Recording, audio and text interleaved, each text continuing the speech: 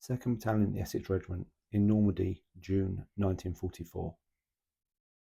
2nd Battalion of the Essex Regiment had actually served previously during the Second World War in France. They'd been part of the British Expeditionary Force that had gone over in 1939 and 1940, and had been evacuated from the beaches of Dunkirk in 1940 correspondingly. Other battalions of the Essex Regiment had served in the Middle East and in Italy, but the 2nd Battalion had stayed in the UK.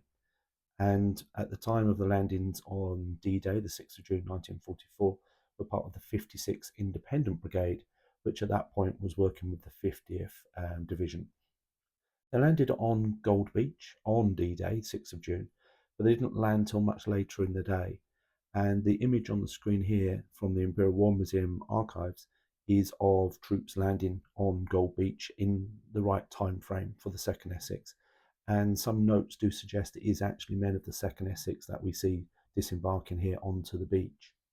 You might notice that they have bicycles with them, and that was part of the bigger plan of how they would be mobile and kind of beat the Germans in their mobility on the battlefield.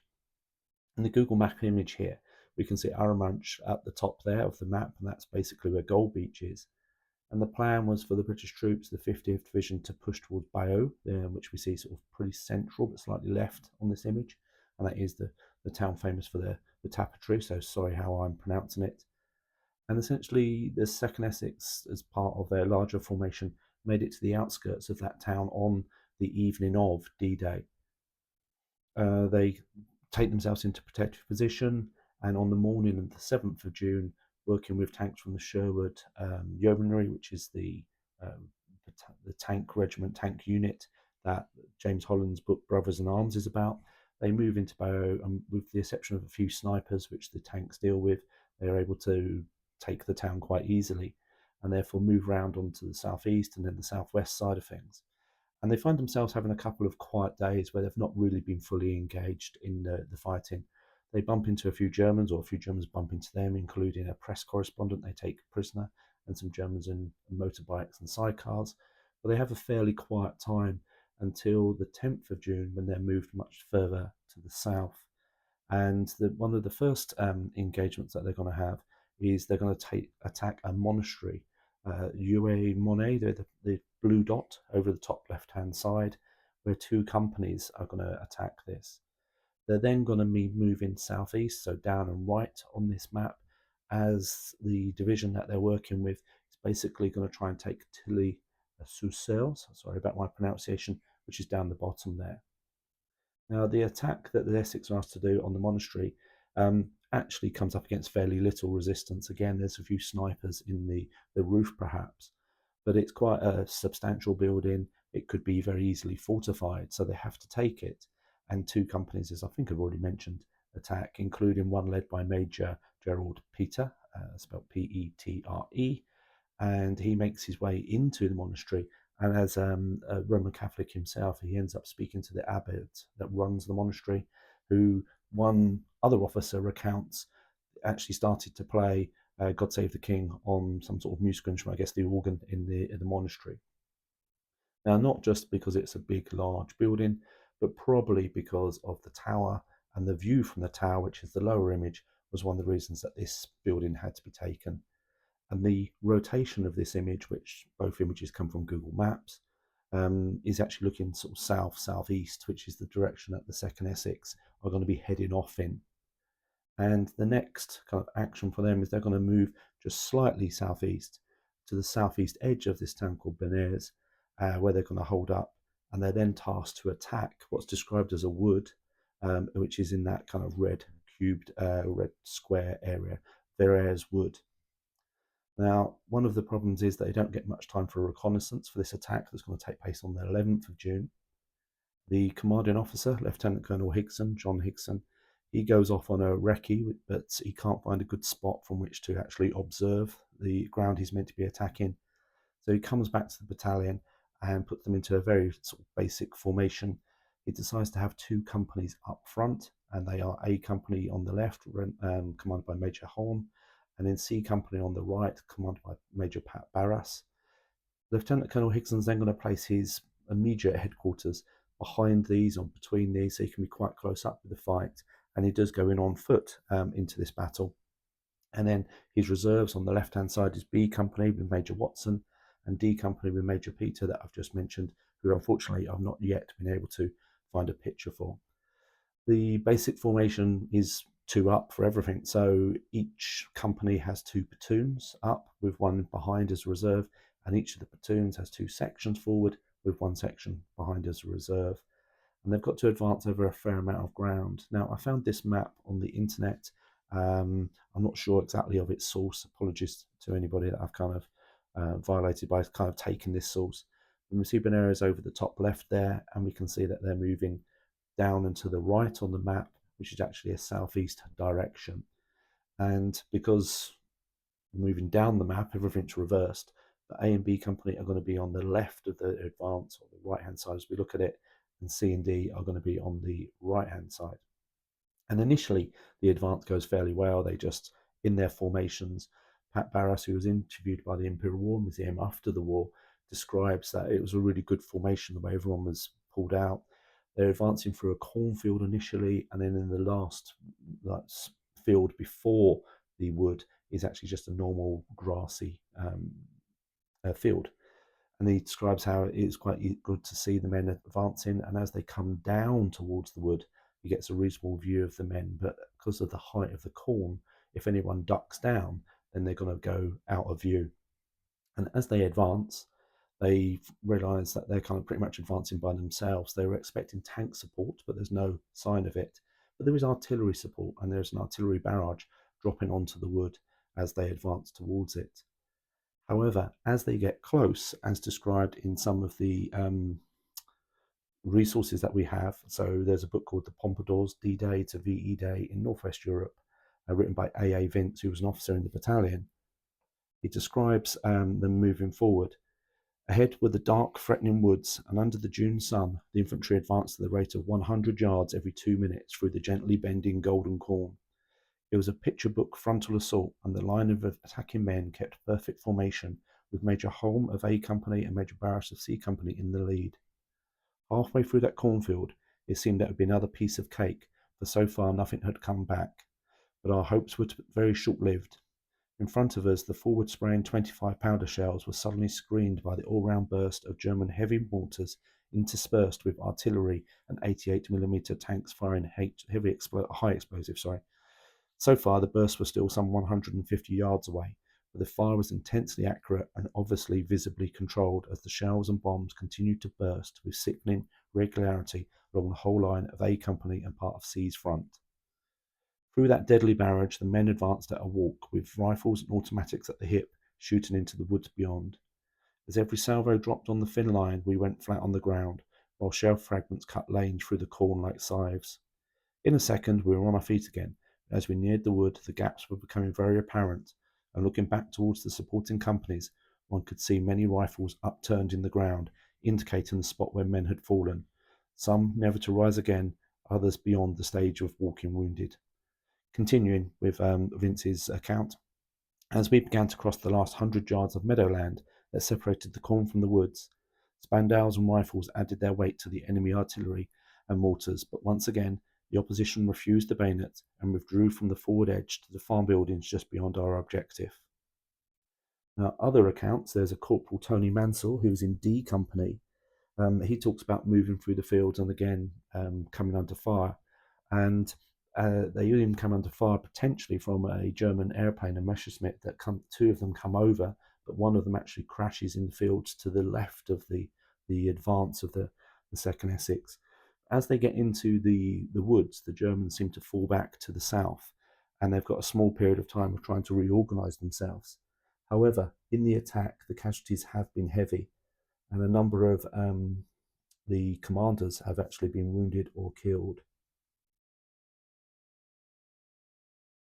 Major Peter, that we've mentioned before, was killed whilst trying to organise his company, and his company, D Company, was taken over by Captain Alexander.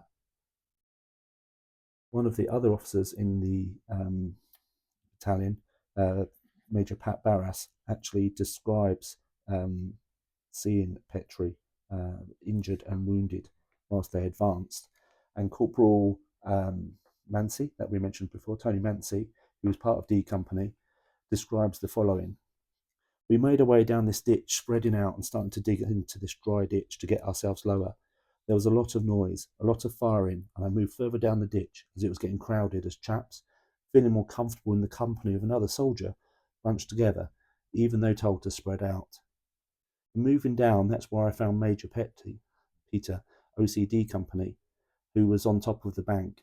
So I pulled his body down into the ditch so he wouldn't get hit anymore, although he was dead. Suddenly, small arms fire came along the ditch. A bullet passed in front of me and went into the leg of a chap further along, and at the same time some bullets were behind me and into Sparrow, who was sitting next to me, through his pack and through his mess tins. There was nothing we could do. Even though we saw the tanks, we couldn't find a rifle at them. We could hear the tanks and saw them. Lieutenant Cooper, as I remember, was standing up and saw the tanks and called for a Piat gun, but we never had a Piat gun or chap. Then I remember seeing Lieutenant Cooper making his way back up the track. Now, in some accounts, the tanks that are referred to here, which are probably from the German Panzerlehr units, which had come into the area as a part of a counterattack, are described as Tiger tanks. So, for example, in Vince's book, they're described as Tiger tanks. But more recent accounts and more balanced accounts would suggest they're probably Panthers. And we see a picture here of a Panther tank later destroyed. In fact, it's actually men from the 2nd Essex that are walking past it. But once the battalion has occupied the woods, German tanks come up from the south and start to attack them in the woods. And initially they're sort of standing back and just firing into the woods with solid shots. So it's not having the same high explosive effect. Maybe they'd run out of them and shots are just going straight through the wood. They'll see that's going to be quite a frightening thing to encounter. Lieutenant Cooper was mentioned there trying to get hold of a Piat, which is something like projectile infantry anti-tank, but it was essentially the bazooka type weapon that the British soldiers had. They were kind of slightly different in the way it worked. And one of the other officers that managed to get hold of one of these was a Lieutenant Price, and there are accounts of his actions in the woods that basically he'd started to attack German tanks with it. Whether it was this, whether it's part of the plan, whatever it may be, the German infantry didn't seem to come into the wood at this point, and the tanks would come and go. And so they're now, in the early evening, there's a period when the 2nd Essex are now in possession of the wood. They've suffered quite a lot of casualties, but they are in possession and can take over German positions. However, later into the evening, and indeed throughout the night, there's a series of attacks upon them. Some of them are just tanks firing into the area, but some of them were proper counter-attacks as well, including one during the night where German half-tracks came into the wood and they had flamethrowers. And the flamethrowers were used against Major Pat Barrass's forward sections, who decided to fall back, which is probably fair enough if you're being attacked by a flamethrower. But they fell back towards company headquarters, i.e. where Pat Barrass was, and he was able to rally the men and kind of get them to stay and get back into their trenches. The Lieutenant Price that we see on here, this is when he's heard to have got a Piat and he's taken on some of these armoured vehicles and again caused them to disappear. Another person that is mentioned for their bravery is Captain Reverend W.R. Thomas, and there's a number of accounts that he was going around tending to the wounded. He was the Roman Catholic padre attached to the battalion, and he was going around attending the wounded, and at times was seen to be sheltering the wounded using his own body as a shield from artillery and tank fire and machine gun fire and so on that was going on. Now the picture I've got of him there, apologies, it's a little bit of a strange picture, but it's actually a crop from a larger picture, and this is the Padre receiving the military cross for his actions on that day on the 11th of June. I'm sure you probably recognise General Montgomery, as he was at the time, on the side there, later to be Field Marshal Montgomery.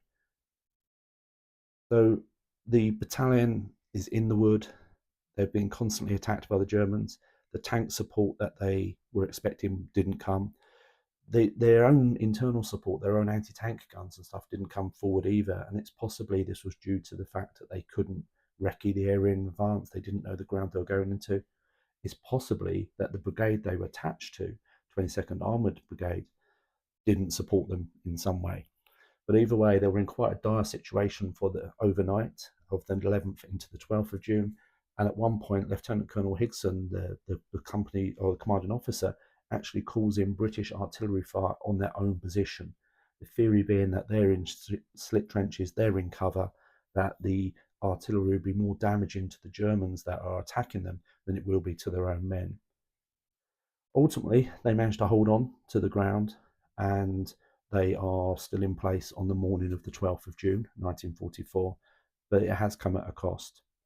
One of the officers that was killed was Lieutenant Cannon, who we can see here, and his entry is the second one down there, Fulton George Lindsay Cannon, and he was killed with a couple of men by a shell burst. Another person that we've already mentioned is the third one up from the bottom, Major Gerald Malcolm Mary Lawrence Peter. He was killed, as already mentioned. We heard Tony Mancy's account of him being killed in the attack. Now, accounts seem to say that about a third of the battalion were casualties. 2 whole platoons of B Company were taken prisoner when their position was overrun, so they were on the sort of left flank of the battalion, the eastern side of the battalion. So 2 platoons captured, lots of wounded, and this is a list from the Commonwealth War Graves Commission of the number of soldiers that were killed on the 11th, 12th during the with the 2nd Essex. And just to kind of open up the little bit further information, this is the next of kin information for them. So I'm from Southend-on-Sea, as was John Clark, the top entry there. And our Major Peter, that we mentioned, Gerald Malcolm Mary Lawrence, we can see that he was the son of a Rear Admiral who had been awarded the DSO in, I'm imagining, the First World War. You can also see that the dead from this incident, this action, are actually in a number of different cemeteries. And there was an account that I found on an internet forum called World War II Talk, WW2 Talk, where someone who had a relative in this battalion said that days later, that relative was allowed to come back through this area as they headed towards the beach areas to have a bit of a rest from the fighting.